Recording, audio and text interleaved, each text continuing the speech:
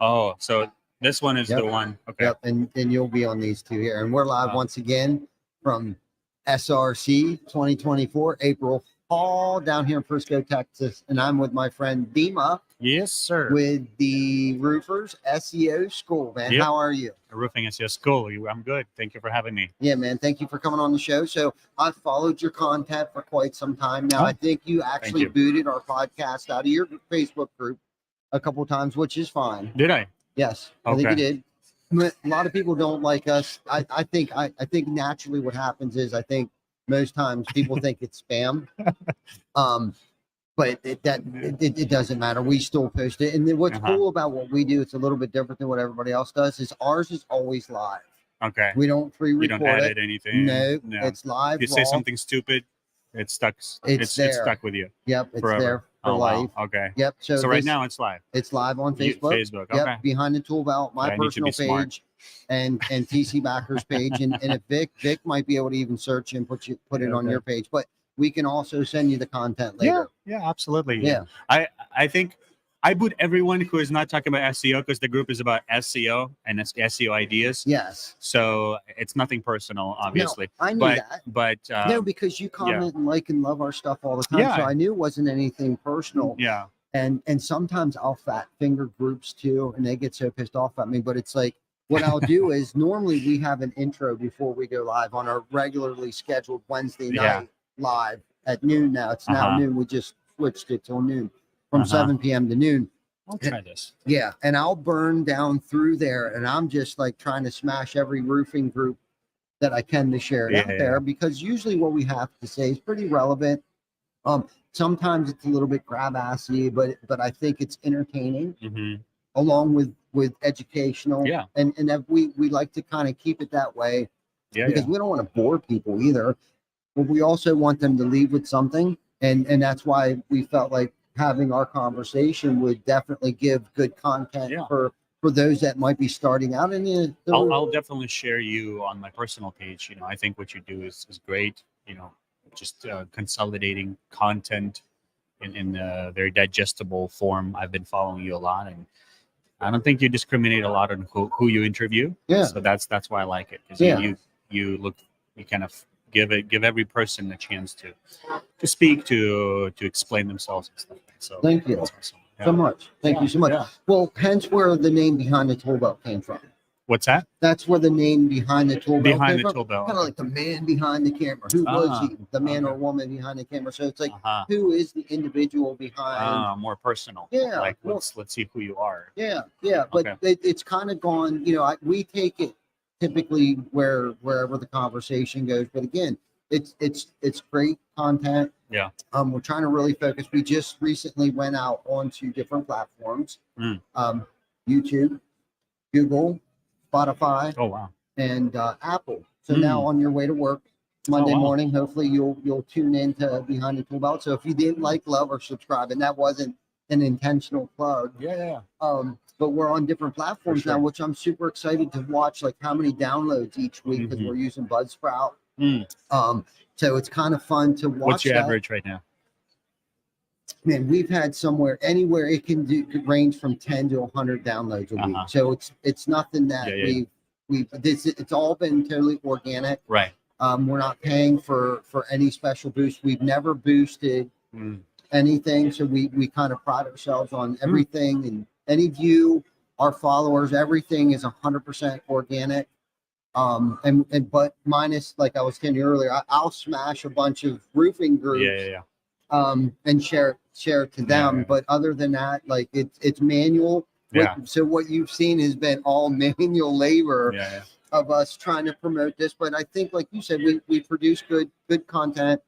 It's organic content, and we're kind of, I don't want to say we're Switzerland, but it's kind of like we want to interview everybody. I don't want to discriminate anything or anyone of what they do. We've had we had most recently, we had Corey, who's not here yet, or did Corey show up from Scorpion, and Tim Brown over at Dimitri's thing, roofing process. They came on together. So it's kind of like whether they wanted to or not, they did it. Yeah. You know what I mean? Because did you think of doing some debates? friendly debates. I and would stuff love like that. That I would, have not. That's that a would be cool. yes. Because there's always different perspectives on achieving similar results potentially, different perspectives on different ideas. It would be cool to hear them at the same time and contrast and compare. Mhm. For an average person, that could be a moment to come to their own conclusions on the spot. A lot of times, Mhm. No, I love that. And remain open minded. Yeah. I think that's what a lot of it has to come down to is just being open minded enough to listen to the other side. Yeah, and on the spot, be able to answer questions and face challenges, and sometimes be like, yeah, that's a real challenge, and we don't know the answer yet. Yeah. Stuff like that. Yeah, being vulnerable. Yeah. I guess Yeah. vulnerability, and I think the older I get, the more vulnerable and transparent I become, and allow people to know that I just don't know. And I think I've spent entirely too much of my younger years not raising my hand enough. Uh, You know, you have a lot to say. It's built up inside. yeah, Huh? right, or asking enough questions. Yeah. Yeah, I was afraid to raise my hand and ask questions. But today it's kind of like life is too short, and if I don't know something, I really don't have an issue asking somebody about it, whether they may be a worthy rival or Right. or whatever. It doesn't even matter because really, at the end of the day, first and foremost, there's enough work out there for everyone. Yeah. There's Okay. enough, Right. for sure. And if I'm going to be in competition, I need to be in competition with my yesterday self. Right. That's your best. That's your most fiercest competitor. It's you. Yes. And who you are today compared Yes. to who you can be tomorrow. That's right. 100%. Yes, and I'm my own biggest critic. Yep. You know what I mean? Same. I will tear myself up in a heartbeat. Yeah. If you're not competing with yourself yet, you probably haven't done enough of legwork and didn't come to a level where you should be. Yeah. Because if the only people you see that you're competing with are other people, is that you're stuck. You it's not going to let you grow. No. You're always going to be looking at someone, comparing yourself and being distracted by all of that stuff versus focusing on people who are better than you and hanging out and spending time with them versus always competing with someone who is next to you or around you or even behind you. Yeah, no, I love that because, like you said, you'd mentioned it becomes a distraction, and I think you start to beat yourself up because you're wondering how they got there, opposed to just asking them, "Hey, would you mind sharing some things with me?" And whether you know it or not, or we know it or not, I think more people are open to sharing how they got where they got, or what they did, or how they did it, or the mistakes that they made, than we know it. Yeah. At least for me, I'm an open book. If somebody come over to me and ask me like, well, how did you do this podcast or what equipment are you using? I have no problem showing them how we did it, what we're doing, how we're editing it, what mics we're using, what whatever. It doesn't matter because ultimately at the end of the day, if I want to keep what I have, I need to give it away. You know what I mean? Yeah. I think that's a common misconception is if you know unique information, you need to keep it to yourself, and that's the only way you'll win. That's kind of a philosophy of our school is to give as much as we can and give the freshest information, the freshest stuff that you know. And it's a very interesting because once you free yourself from that fear of leaking some information or losing some edge, once you free yourself from that, you are able to focus on being the best you can be instead of trying to protect yourself from others. And when you're focused on yourself and being the best, you don't need to be worrying about what you give out because you're always developing and growing yourself also. So you only blessing others, but you're also challenging yourself to be better always too. Yes. No, I love that. So speaking about your school, tell us a little bit about your school. Yeah. Like what you do at your school for our contractors, and not just necessarily that, but why I do what I do. Yes. Yeah. So we are an SEO school, which is different than anything that your listeners probably have heard before. We used to be an agency, and we're no longer an agency. We're primarily a school. That's actually 100% who we are. We educate on how to do your own SEO. And the reason I think we do what we do is because there's a huge demand for that. There's a demand for answers. There's always been demand for professionals for SEO results and everything. But when there is demand for results and there is no way to keep those people accountable or even understand how this works and what you pay for and how to evaluate whatever they're doing, then it becomes a gamble.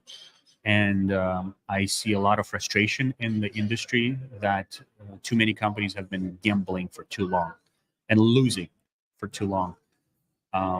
So we decided to take a different approach where we decided to spill the beans, so to speak, open the curtain and share everything we know about SEO. And that pushed us to become better and better and better ourselves. I just came back from Thailand 2 months ago. Unfortunately, no marketing companies from roofing world were there because I think there is that competition among themselves that distracts them from developing and growing, because that was the place where the most advanced, the top 1% SEOs were in Thailand. This is the mecca for SEO. And that it was a very kind of secretive almost conference so that Google wouldn't find out, so to speak, because those are the secrets that Google would not want you to know. And I had a great time there, just hanging out with these big heads in my industry who are way smarter than me, and I like to feel small because it tells me that I still am yet to improve. Yeah. That's right. That's right. No, I love that. So for someone who may not know what SEO is, can you explain? Yeah. And the most basic explanation is obviously SEO, search engine optimization. What does that mean?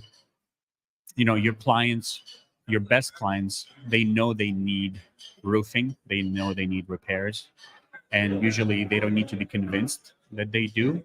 Your best ones, they know that, and they go and they search. So the SEO is just basically the ability to be found by those searching clients without having to pay to be found, having to pay to Google to be found. There is still an initial investment, but SEO is a true investment in the sense that there is a time where you can cut the costs and only collect the profits. Not so with paid advertisement. You can never cut the costs and only collect the profits.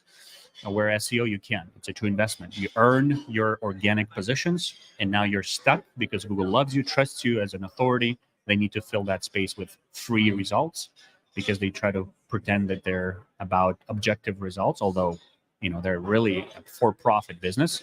They need to fill that space with free results.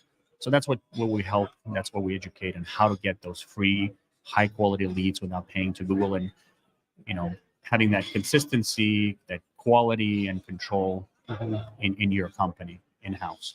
Wow, that's amazing. So how long does it take for SEOs or Google to pick up on your SEO? Yeah, the most SEOs are being laughed at because most of the answers, they begin with "it depends." Most of the answers that SEOs give, it depends, and that's fair. Fair statement, but also fair criticism for SEOs. But it truly does depend.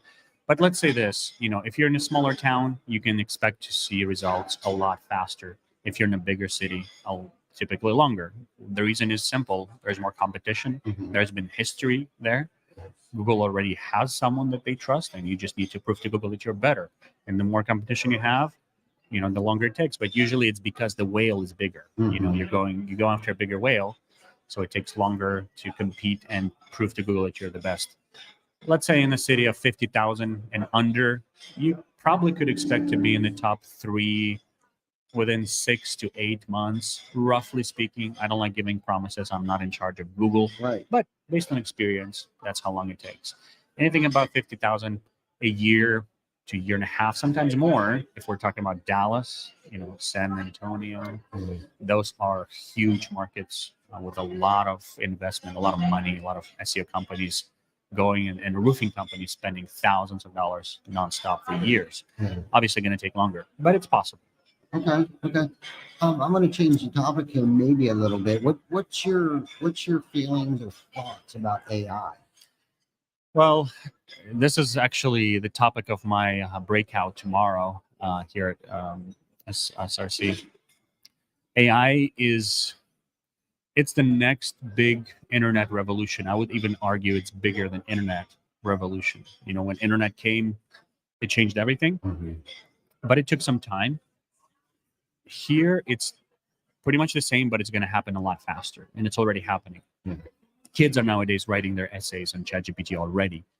Doctors and lawyers are writing their bar exams and everything like that. Like it's a wild west right now in the world of AI, what it can do, and I'm not even talking about every other sphere where AI can integrate. Writing, replying to reviews is that much easier now. Um, you know, uh, there's so much things that are changing, but at the same time, it's important to understand that SEO principles don't change. So AI is another tool to get the results faster, to get your steps done more efficiently and more affordably, for sure. Actually calculated with AI now, we're able to um, to get the same results, actually better results. And for example, writing content 100 times, 100 times cheaper to do that through AI, and 1,000 times, in some cases, 2,000 times faster to get the same results it used to take just a year ago for some blogger paying to a blogger to write an article. Let's say you pay $35 for a 500-700 word article. It takes a week to write, and now you can do it in 30, actually 35 cents roughly, within 5 to 10 minutes. You can get even better results using AI. Wow. Okay. So how can AI help or improve SEO? Yeah, how can AI improve SEO? So SEO, what is SEO besides besides what I just explained, the Right. philosophy of it? And SEO involves three things primarily. It's content, that's pillar number one. Pillar number two, optimization, which is correct titles, descriptions of your website, telling Google in the most important places who you are, what you're about, optimization.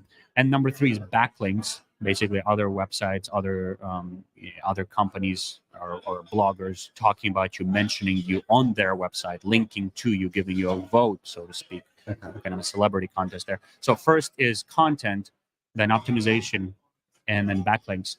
Those are the three pillars of SEO. Content is the one that AI is just revolutionizing right now. Okay. Absolutely revolutionizing, and it begins with the ability even to understand what kind of content Google likes by employing AI to analyze top results that are currently in the top 10 for your location. It's no longer guesswork; it's a science where you employ AI to identify specific parameters that unite all the top results, and now you know a blueprint of what makes them stand out.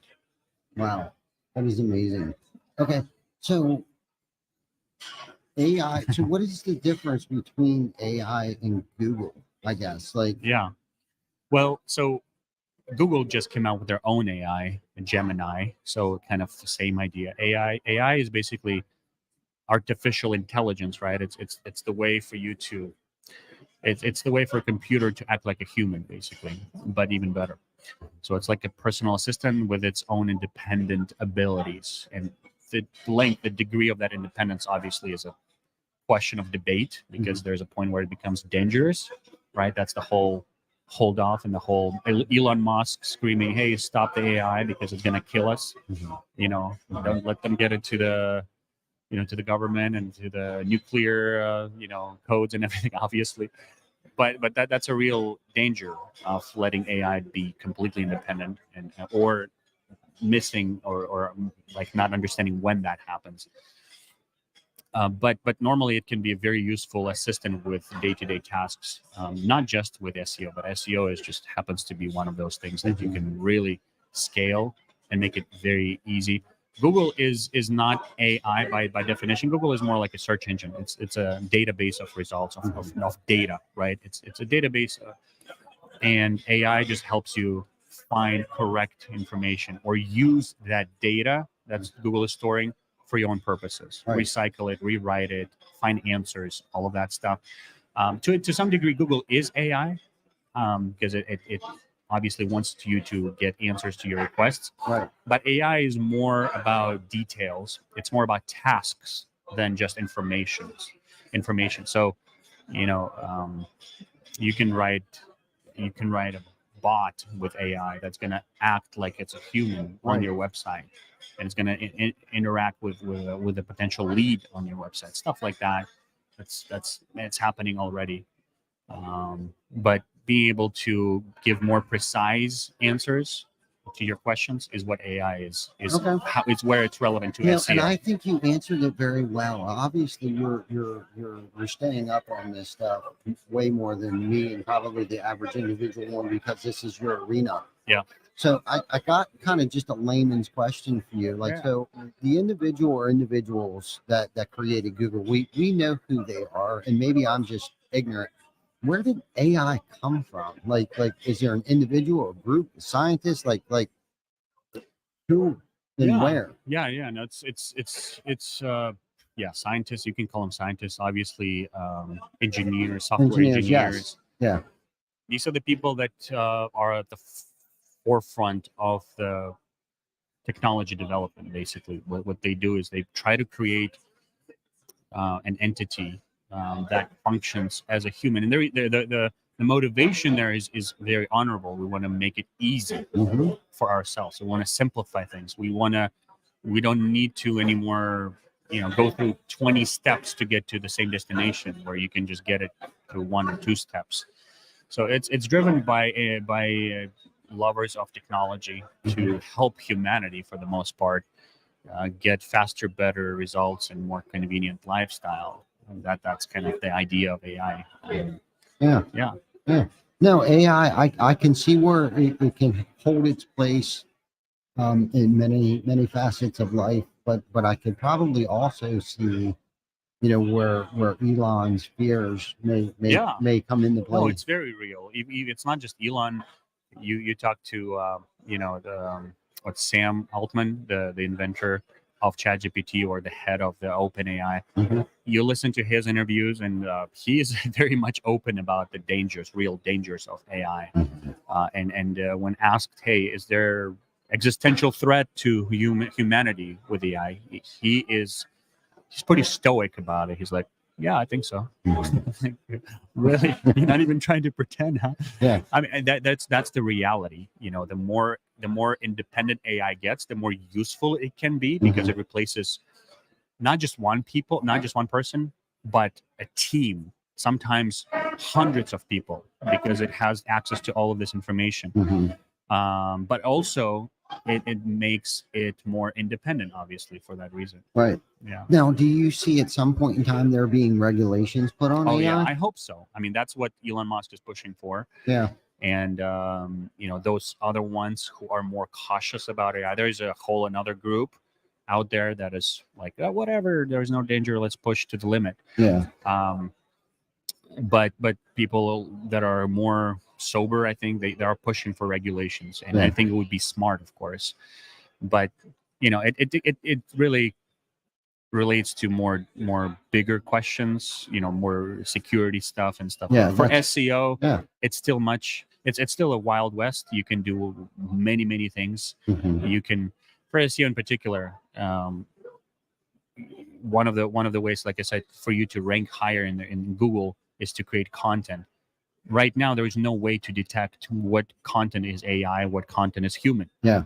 There is really no way. There is some AI detectors out there that are always hit and miss. You can put in the same content in one, and it's going to say it's AI. The other one's going to say no, it's not.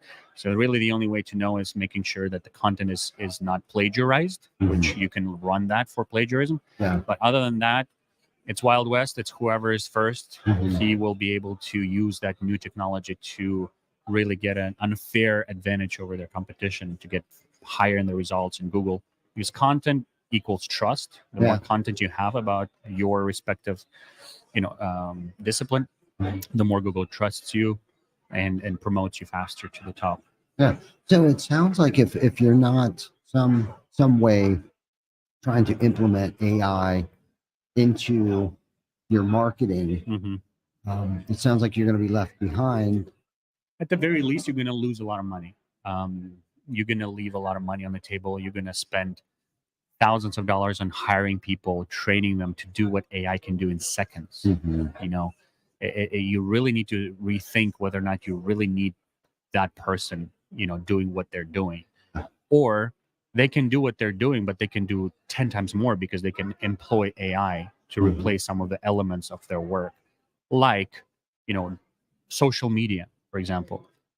You can effectively employ AI to 10x at the very least your productivity using AI. You can take blogs that you've written, right, that live in your website that are already dusty and nobody looks at them, and recycle them into fresh content for your social media. Why spend hours and hours, always at the very least, like always, to create new content? You have a lot of good, high quality old content that can easily be recycled Through AI. through AI in Okay. a fresh new way. Now, when in your school, are you showing people how to deploy or implement AI? I mean, of course, yes. That's why, that's what I was saying in the beginning, is us being school forces us to be the best, forces us to bring the most fresh fruits on the table, fresh meat, so to speak, on the table. And our students know that. They sometimes even push me, like, okay, where's the, we want more, we want more. I'm like, okay, just give me a second, we're still testing this. So our students are very educated. They're the first ones who pushed me to go into more of AI route, and I was like, okay, let's see what it can do, and I was blown away. Yeah. And we're now, it's I would say there is really no need to have a copywriter anymore, for your website. AI can do just fine. We call them Chat GPT operators now. Mhm. They're not copywriters. They're Chat GPT operators, because it's not about creativity anymore so much. It's about managing that robot, that potential that can do so much more if you know how to manage it. Wow, amazing. A lot of amazing stuff that you really covered with me. I really I'm grateful that we were able to connect at Yeah. this and like you said, I know we've been social, Facebook friends for I don't know, quite a while now, Yeah. and we ran into each other, I think, A couple of times. yeah, Yeah. a couple different times, but I don't think we've ever really gotten into any deep conversations like this. And it's very interesting to hear some of the things that you're saying because, I mean, obviously, I don't live in the SEO world. We have people that do that for us. But it sounds very interesting, and it has created a lot of questions and thoughts, Hmm. personally for myself to make Yeah. sure that I'm asking the right questions now Yeah. to those that we have in charge of our website, of Yeah. our Google account, of our SEOs and things like that. So Yeah. And just a quick note, like the times of you uploading one or two blogs a month to your website, mhm, that's gone. mhm, Like, if you don't do, 3 to 5 blogs a week, mhm, your competition is going to just destroy you sooner or later. That's our working model now, where mhm. we recommend uploading 5 blogs a week, to your website, so that obviously you want to make sure they're good quality articles. Mhm. But that's fairly easy to do if you know what prompt to use when talking to AI, and how to run the plagiarism. But yeah, it's definitely an unfair advantage if for a company that uses AI and a company that doesn't. It's almost like it's unfair. It's for real. Yeah. It's I feel bad for It, companies it that does ignore it. sound. Yeah. I don't really know if it sounds unfair. I mean, it's accessible to everyone. Yeah. I guess it's just either due to lack of ignorance or procrastination. But it Yeah. sounds like if you're not getting on board with AI right now, you are totally going to get left behind. Yeah. Yeah. And one thing is also to understand is your competitors. Yes, roofing companies typically they're slow to adapt. So yes, they will adapt eventually. Your competitors, but who will adapt faster Mhm. is these national, resellers. Or these national aggregators. Angie, BBB, Oh yeah. Home Advisor, Expertise, Yelp.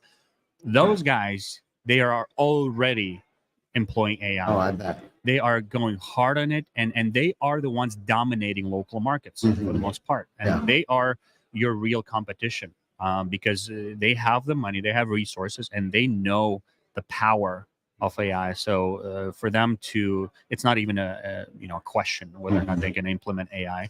It's to what degree, Yeah. and how much ahead they're going to be by the time you wake up. Yeah. Amazing conversation. Thank you. Yeah. Thank you so much for coming on to the show. And I'm glad we got to connect this time. Let's stay in touch. Yeah, I absolutely. think social media has made our world a lot smaller. Mhm. So there's no reason that, that we can't stay in touch, because I know you said you're over on the West Coast. Yep. We're over on the East Coast, but for some reason, are you originally from Canada? I'm from Ukraine. Ukraine. Yeah, Okay. yeah. Okay. I lived half my life in Ukraine, half my life in US. Okay. So I'm here and there. Actually, I have Ukrainian T-shirt, right? Okay. There you go. I still have a lot of family there, friends. I was there last year. hmm Under bombings and everything, and air sirens. It's pretty crazy. Pretty intense. Still, yeah, you hear it, you read about it, but once you're there, you walk into somebody's house and you hear the air siren going off. The whole city is just hiding, going under, because you don't know which house might be next. Yeah. And you're hoping the air defense is going to work. And very thankful for U.S. and Western countries for air defense systems. Patriot is doing amazing there. Just not enough, unfortunately, to protect everyone.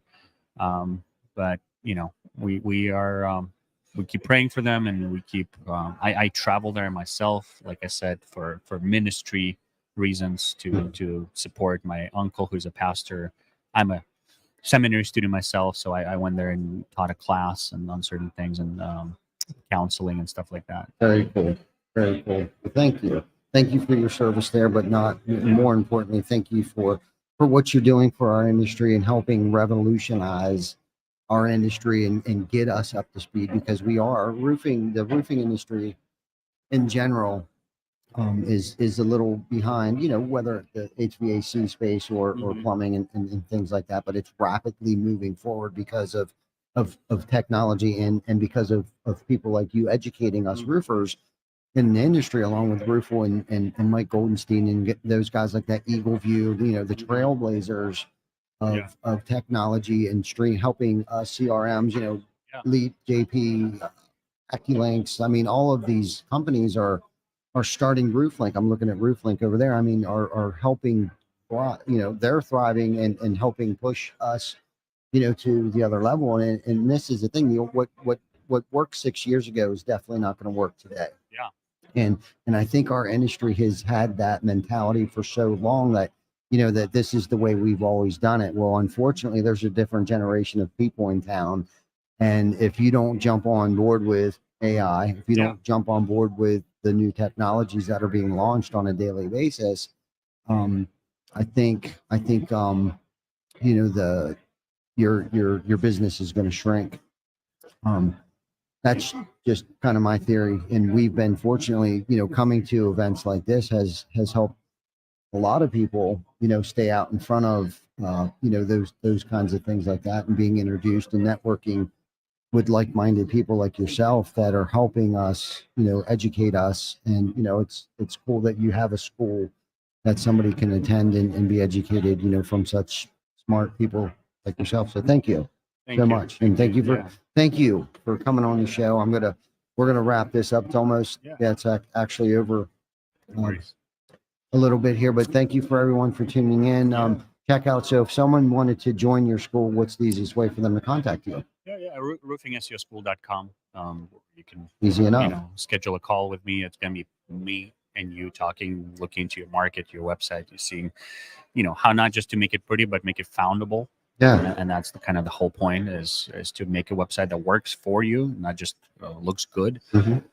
So let me know. And we have people, we have different options. We have more hands-on option. We have more of a done for you first 3 months option, which has been a hit for the last 5 months. We do all the heavy lifting, and then it's easy DIY afterwards. So we have different options, and now we're pushing, or not pushing, but we think there is a time now for what we call roofing microsites. These are going to be service specific, industry specific lead generation websites that are focused on one particular service only. let's say roof repairs or metal roofing, how to dominate in those, in those sub services. And quick answer is to have a website that only specializes in that. Name it with those keywords and create a DBA, and then just push all the leads into the same front office. But they're now specialized leads and easily foundable by people. Okay. Yeah. Very, very interesting. Awesome stuff, man. I'm glad you came on the show, because I was just more intrigued by listening and asking personal questions to just educate myself on this. And hopefully this has been a very educational episode of Behind the Tool Belt for our viewers and listeners right now. So thank you again. Once again, SEO, roofingseoschool.com. Check it out, man. If you guys want to be educated like I just was in the past 30 minutes, check him out, man. Thank you for coming on the show, brother. Absolutely. Thank you. All right. Thank you guys for